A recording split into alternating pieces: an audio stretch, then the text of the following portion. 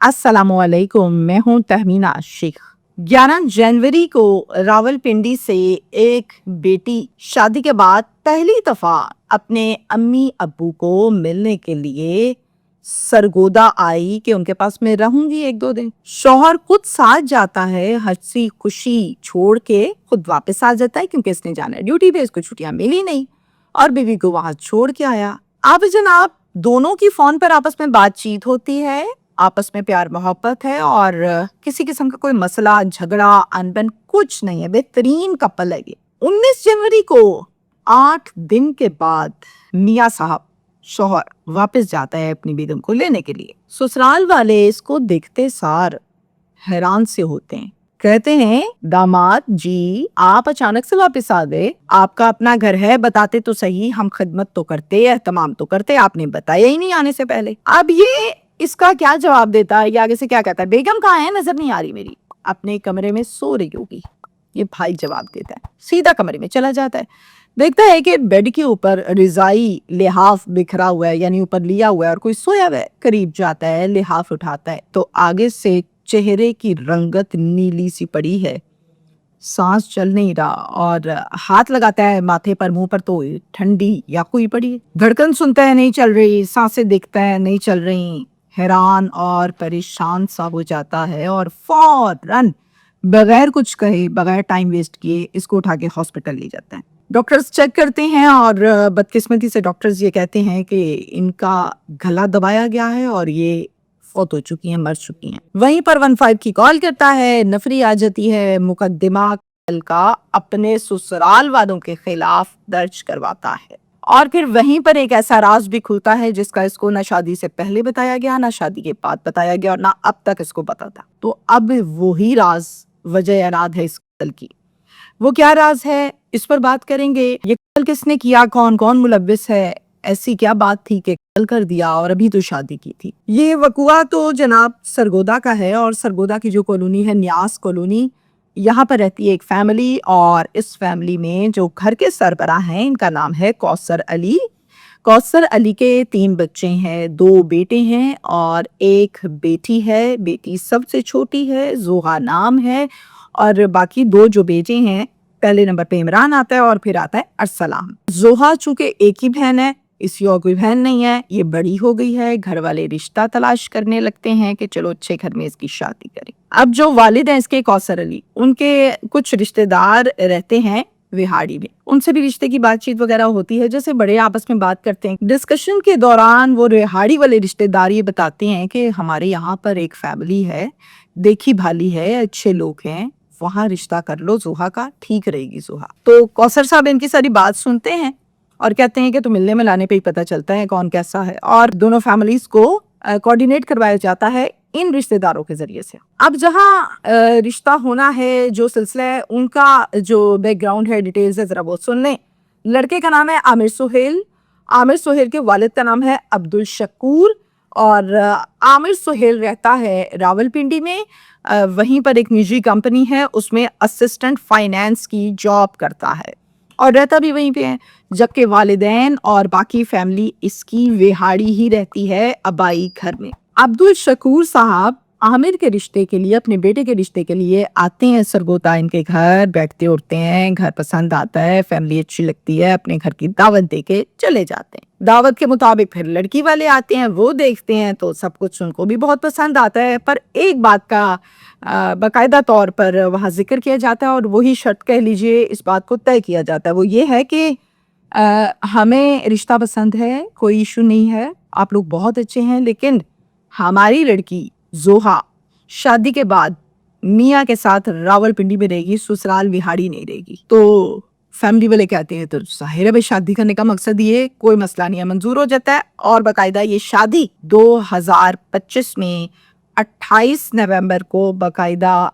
की जाती है और जश्न के साथ अपनी दुल्हन जोहा को ब्याह कर आमिर सुहेल ले आता है। अब 1.5 माह शादी को हो चुका, दोनों ने ये टाइम रावलपिंडी में गुजारा, बेहतरीन टाइम गुजरा, बहुत अच्छी मेमोरीज के साथ, अंडरस्टैंडिंग के साथ। फिर जोहा ने कहा कि 1.5 महीना हो गया मुझे आए हुए, मैं उदास हो गई हूँ, मैंने अम्मी के घर जाना है और रहना है, آپ بھی چلیں چھٹیاں لیں اور چلتے ہیں. کہتا ہے ٹھیک ہو گیا. اگلے دن چھٹیاں اپلائی کرتا ہے, چھٹیاں ریفیوز ہو جاتی ہیں, اپروول نہیں ملتی. بیوی کو گھر آ کے بتاتا ہے میں نے کہا تھا چھٹیوں کا, اپلیکیشن بھی دی لیکن ملی نہیں ہے. تو بیوی تھوڑی سی سیڈ سی ہوتی ہے. پھر اس کے بعد کہتا ہے کہ پریشان نہیں ہو, میں تمہیں چھوڑ کے خود ہی آؤں گا. اور پھر 11 جنوری کو اپنی بیوی کو مائکے سرگودا خود آتا ہے ساتھ, اور آ کر چھوڑ کے خود واپس چلا جاتا ہے کیونکہ اس نے آفس جانا ہے. اور پھر 5 دن گزر گئے. 5 دن یہ رہی امی ابو کے گھر. چھٹے دن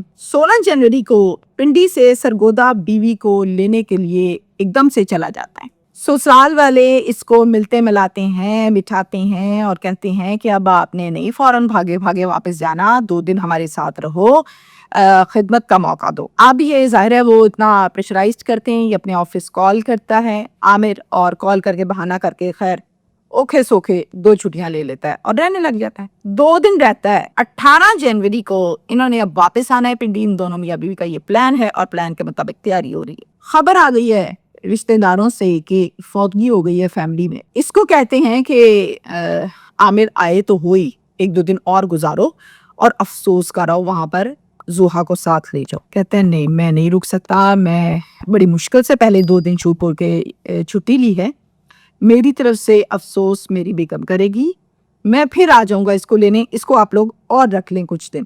کہتے ہیں چلیں جیسے آپ کو بہتر لگے. خیر بات ختم ہو گئی ہے, چلا گیا. 19 جنوری کو صبح 10 بجے زوہا فون کرتی ہے اپنے شوہر عامر کو. کہتی ہے مجھے ڈر سا لگ رہا ہے, مجھے آ کر لے جائیں. کہتے ہیں ڈر لگ رہا ہے؟ کیسا ڈر لگ رہا ہے, کیوں ڈر رہی ہو؟ ظاہر نہیں ہے اس کا پیار سے اس کو پوچھ رہے. کہتی یہ نہیں مجھے پتا کہ کیا ڈر ہے, لیکن بہت انجانا خوف ہے, بہت زیادہ خوف زدہ ہوں, آپ چھوڑیں بس جلدی آ جائیں مجھے لینے کے لیے. کہتا ہے میں چھٹی کے بعد ہی نکلتا ہوں اور آ کے آپ کو لے جاؤں گا, آپ بالکل نہیں ڈرو, ریلیکس ہو جاؤ, کوئی مسئلہ نہیں ہے, سب اللہ بہتر کرے گا.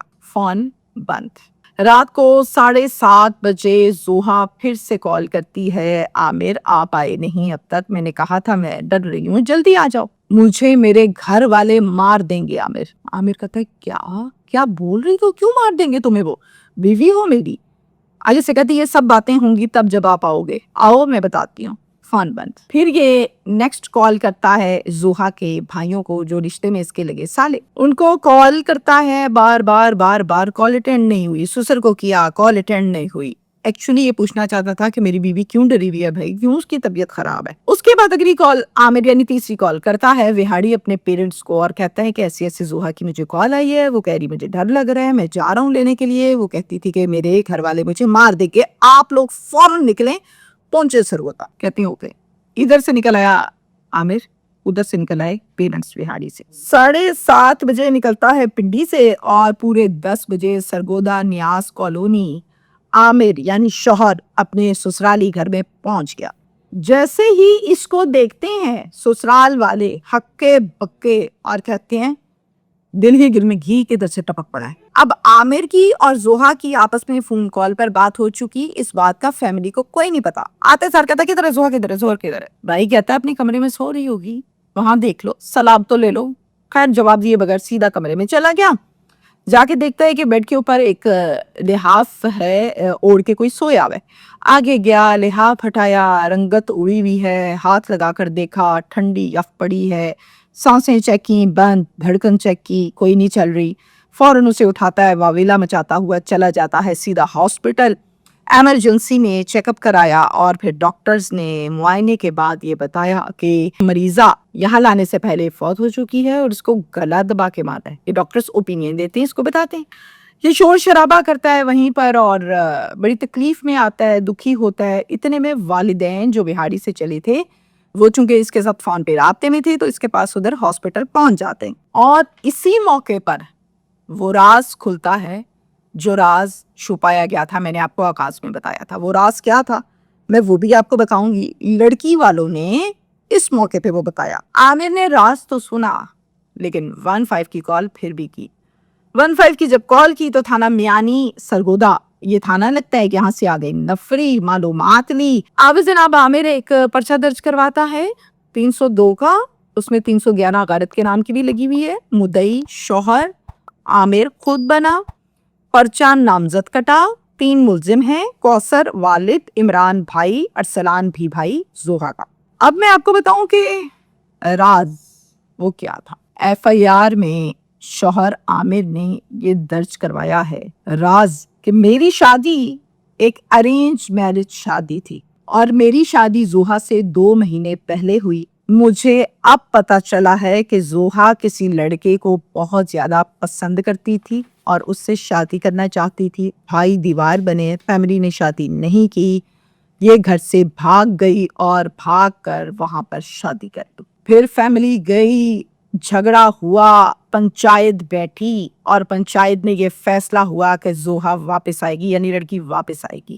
اس فیصلے کے مطابق زوہا واپس ہوئی اور جناب شادی کو ختم کروا دیا گیا۔ پنچایت کا فیصلہ تھا اور یہ سب کچھ جو میں آپ کو بتا رہی ہوں یہ ایف آئی آر میں درج ہے، آپ پڑھ سکتے ہیں۔ اور پھر اس کے بعد مجھ سے شادی کر دی گئی زوہا کی۔ مجھے نہیں بتایا گیا تھا اس ٹائم بھی اور ابھی تک، یہ تو اب موت ہوئی ہے تو ہاسپٹل میں پتا چلا اس بارے میں کہ پسند کرتی تھی۔ اب یہ شادی کے بعد پہلی دفعہ ملنے کے لیے آئی تھی اپنے مائکے میں والدین کو۔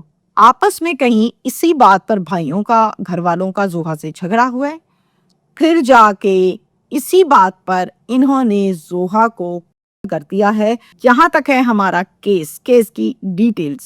اب میں آپ سے بات کروں گی، اپنی رائے دوں گی۔ پہلا سٹیپ انتہائی غلط تھا کہ لڑکی اگر کسی کو پسند کرتی تھی تو آپ نے دھونس جما کے وہاں سے اس کو منع کیا، وہ گھر سے بھاگی۔ دوسری غلطی آپ لوگوں نے کروائی، وہ چلے گئی، اس نے جا کے کر لیا۔ تیسری غلطی پنچایت میں لڑکی واپس لی۔ چوتھی غلطی آپ لوگوں نے جا کے ایک ارینج میرج کے طور پہ لڑکے کے ساتھ شادی کرتی۔ پانچویں غلطی لڑکی وہاں رہ رہی ہے، 1.5 مہینے کے بعد آئی ہے، ہو گئی شادی، کر دی شادی۔ اب کیوں مار رہے ہیں اس کو؟ اب کس چیز کا جھگڑا ہے بھائی؟ اب اس میں یہ بات امپورٹنٹ ہے، میں نے کہہ تو دیا کہ اب کس چیز کا جھگڑا ہے، لیکن تفتیش جب ہوتی ہے نا تو یہ بات جو میں ایک جملے بھی کر رہی ہوں اس کے پیچھے لمبی داستان ہوتی ہے جو بیان بھی نہیں کی جا سکتی، کچھ بیان کرنے کے قابل بھی نہیں ہوتی ہیں۔ تو وہاں سے شاید کچھ ایسا ہو کہ واپس ادھر جانا چاہتی ہو، گھر کے نام پہ کر دیا، بدنامی نہ ہو جائے، یا ویسے تانے مینے ہوں گے، کوئی جھگڑا ہوگا، کچھ تو تھا نا ایسا جو اس کو کر دیا۔ ہمیشہ زبردستی کے بنائے ہوئے رشتے کچھ مہینے اور کچھ سال کے بعد ٹوٹ جایا کرتے ہیں، کبھی ایک کی طرف سے اور کبھی دوسرے کی طرف سے۔ ہمیشہ رشتہ وہی مضبوطی سے چلتا ہے جس میں مخلص ہو کر کام کیا جائے اور رضامندی سے کیا جائے۔ صرف شادی نہیں، دنیا کے ہر فیصلے میں، ہر چیز میں جہاں رضامندی نہیں ہوتی، بندے کی نیت ہی نہیں ہے بھائی، یہ کام کی زبردستی کرا لو، بغیر نیت کے کام ہوتے نہیں ہیں۔ تو زبردستی کی شادیاں غلط ہیں، نہیں ہونی چاہیے۔